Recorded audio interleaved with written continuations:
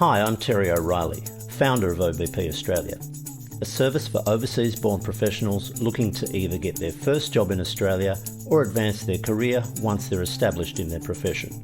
Welcome to the podcast. Each episode, I'll be talking to an ex-OBP Australia client who's been successful in finding employment in Australia. We'll get to hear about their journey and what advice they have for job seekers.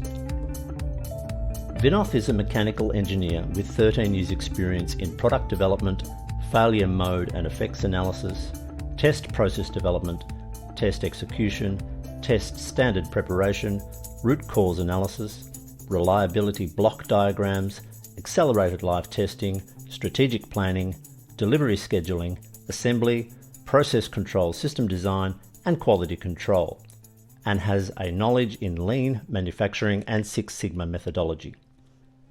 I first met Vinoth in April 2020, after he'd been in Australia only a couple of months. Vinoth, welcome. Yeah, thanks, Terry. Thanks for inviting me. Now, we first met in April 22, just after you had arrived in Australia. Is that right? Yeah, that's right. Yeah. So maybe you could start off by just telling us a little bit about what work you're doing at the moment. Okay, currently, I'm working as a laboratory supervisor. So the job mostly include like all the new product development in the automotive industry. What the company develops, we need to do a testing as equivalent to the environmental testing, like what our automobiles are exposed to. So what we will do is like we will make a use case scenario as our testing base, and then we will set up all those test equipments and other chambers to simulate the environmental conditions what the automobiles exposed to, and then from there we will do our testing and do the data analysis and provide reports to the internal and external customers who is buying off that products. Okay, good. And how long have you been doing this job? Yeah, after arriving in Australia in April 2022, I got this job in around May 23rd 2022, and still now I am working as a laboratory supervisor in the same company. Yeah, almost 3 months. Right. Well, that's really quick. So only about a month after you arrived, you got this job. Yeah, that's correct. Yeah. Fantastic. Excellent. So this is closely related to mechanical engineering, which is what you had done overseas, correct? Yeah, that's correct. Yeah. And you had specialized in product development overseas as well. Yeah. Fantastic. So tell us about, I usually say first few months in Australia trying to find work, but you're only here for a month before you found work. What did you do in those first few weeks to try and find a job?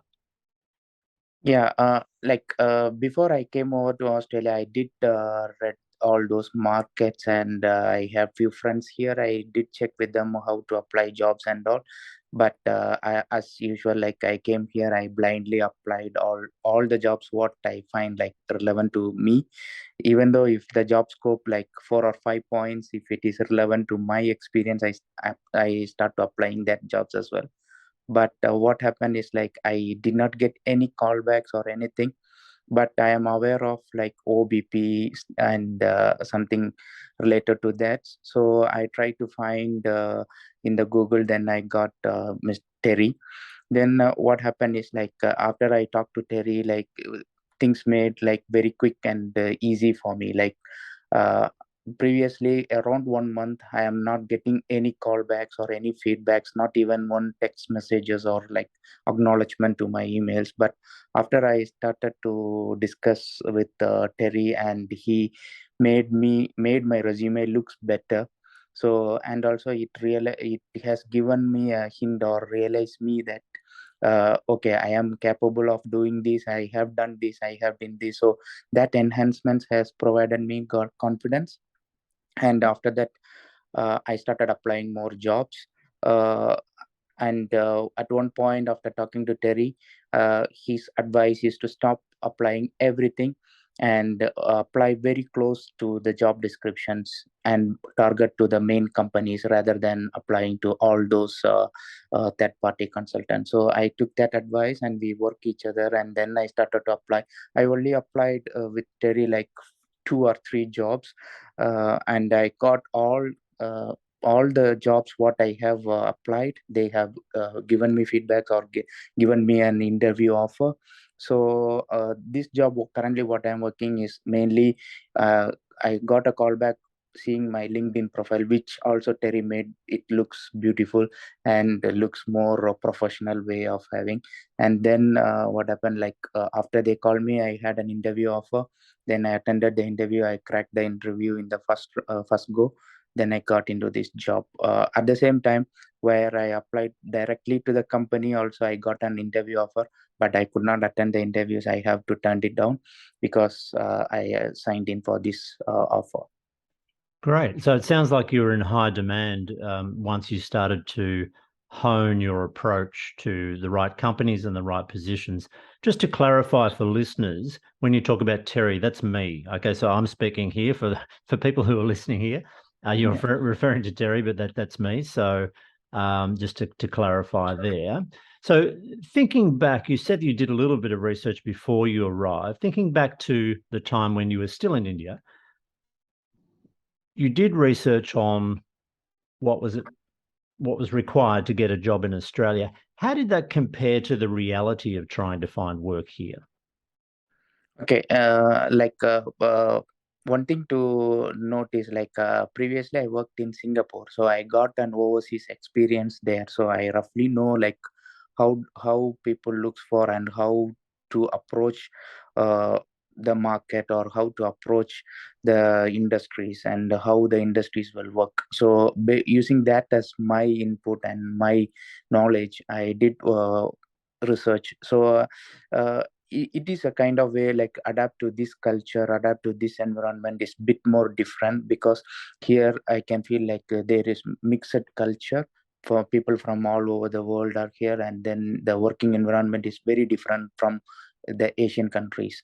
So like you over there, you in if you are in overseas, if you start to find like research through online portals and so on, you will find more jobs. But unless you don't have any kind of visas or any, if you are not in Australia, you are not going to get any interview offer or anything. So like that is my personal experience. I did apply for jobs from overseas. I did not even get any calls or anything. But Right. one, yeah. Yeah. So it's a bit of a risk for the employer sometimes if you're not on shore. There are many things that can go wrong. So sometimes it can be in the too hard basket if you're not onshore.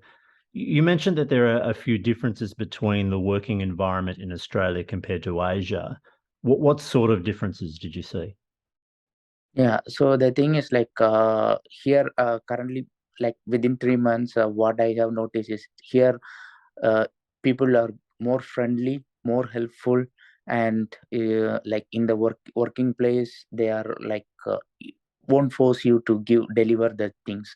Like if you are not able to deliver, if you request, they are giving ample time for you, and the work stress here is lesser, and work life balance are there compared to Asian countries. So in Asian countries, if you are seeing like there are many service industries in Asian countries, so everything they want quick and everything they want faster. So I felt like there is no work life balance. But in Australia, I can see there is an work life balance. Right. So you're sounds like you're happy with the situation here then. Yeah, that's correct. Great. Yeah. Now, you're on a 500 visa, which is a dependent student visa. Now, this gives you full work rights in Australia, but was this visa category a problem for employers when you started applying for jobs? Did anybody raise this as a concern? Yes and no, but I did not face any issues or anything, because very few interviews only I have attended. But I have heard like my friend, and my own experiences. My wife did apply one job and she got that interview. And what happened is like interviewer turned down her offer because she don't have PR. Right. Yeah. Okay. So you mentioned you only had one interview, did you have? That's all? Or Yeah, a only I couple? attended one interview, but I need to turn down three interviews because I got this. Right. So go back to that interview. Was that what you were expecting? Did what happened in the interview go along the lines of what you were expecting, or was it a little bit different? It went well. Like mostly they are more technical peoples who interviewed me than the HR peoples. So like the interview went like a technical round discussion. So mostly about my previous jobs, and I believe they are checking whether I have a technical knowledge, and whether I can able to adapt to the culture, and whether I can able to learn faster. So based like I have a previous experience, and it is also very similar to the current job what I am doing. But this the current job is more towards a more managerial job, whereas I am working as a previous like senior engineer come with a section manager, and now with a laboratory supervisor. So a kind of like I can feel there is a career growth here, like from section manager still as a laboratory supervisor managing people, and like giving uh, feedbacks to the management, and involved in more management activities. So a kind of like there is a career path, and in the interview they are looking for the same exact things what I have prepared for, so it is bit more easier for me to convey the same thought process what the company is expecting. Sure. So are you saying that your position overseas was a higher level of responsibility than here, do you think, or not? No, both. I believe both are the same. Because in the previous job, in the overseas, how I my career progressed is like I was an engineer before, and then become senior engineer, and then section manager. So I know from the like hands-on job to the manager level. Here directly, I am going into a managerial position. So there is a bit of experience over there, but at the same time, here the companies works in a different way and different process and different methodology they uses, but but the concept is same, so I can easily pick up. Sure. So you mentioned also before that you had a few contacts here. Is that right, before you arrived? Yeah, few of my friends are here. Yeah. Were they working in your profession in engineering or different fields? No, all are they working in IT industry. Okay. So you didn't know anybody within engineering here? Yeah, no, I do not know anyone. Did you make any attempts to network? Not Yeah, that you really needed to if you got a job pretty much straight away. So just for other people listening, did you try to explore networking opportunities as well? yes, initially like after I sign up with OBP, so you have provided me with all those networking options, and for the first time, to be honest, at that period of time only I learned about how important is networking, and how important is having contact with people. So like you slowly when I started to explore, I got this job, and then we have stopped it. I did not have much exposure to that, but really understand how important is networking, and how important is to have contacts with people, to have like to widen our opportunity, or better and better chances of having the job. Yes, so that's really great, and congratulations on finding work so quickly too. That's an amazing effort. So well done there. Yeah, thanks, Terry. Yeah. Just before we finish up, is there anything that you would advise people to do before they emigrate, perhaps while they're still overseas, thinking about coming? They know they're coming, they've got their visa. What can they do to be better prepared when they arrive, whether it's for looking for a job or just life in general? Do you have any advice there? Yeah, one thing is like one great I think they can do is like come with confidence. Don't come with double-minded, or like migrate in a way like whether I can succeed, or whether I can stable, whether I can get a job. No, you come with the confidence, and people here like OBP, or many people here like to support, and enhance your resume, or enhance your lifestyle, or people can give advice because they encountered the same issues before when they came over here. So you can seek advice, you can have networking.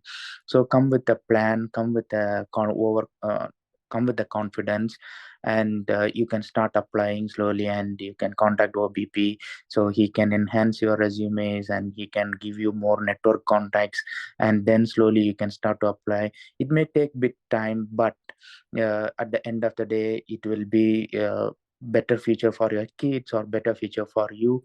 So like at the end of the day it will be in a good way. The current investment what you are going to put after coming to Australia, or you have put in to come into Australia, it's really worth it.